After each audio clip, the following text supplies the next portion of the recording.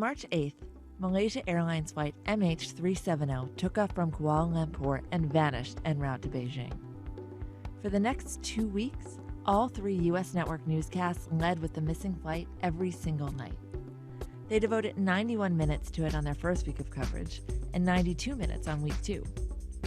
While the world was searching for the plane, Russia was annexing Crimea, but that story got only 55 minutes of news coverage in that same time period. Critics say the focus on the flight comes at the expense of other news stories and leads to idle speculation, not informative coverage.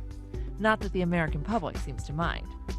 According to a Pew Research survey, almost half of Americans said that the news provided the right amount of missing flight coverage, and only a third of Americans found the network's coverage to be excessive.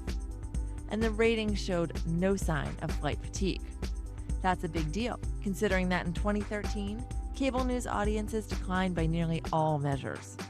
According to Pew, the average number of primetime viewers of the big 3 cable channels dropped to their lowest levels since 2007. And hey, anything that gets the U.S. news to focus on an international story can't be all bad. In 2013, 1,671 minutes of nightly network news coverage were devoted to overseas stories. That may sound like a lot, but it's only 11% of the total yearly news output. And that's half of what it was in the 1980s. But news organizations can't count on sensational stories to keep their numbers up forever. Instead, they may want to look at how they get the story out. Right now, 36% of U.S. adults watch online videos, and almost 50% of teenagers do.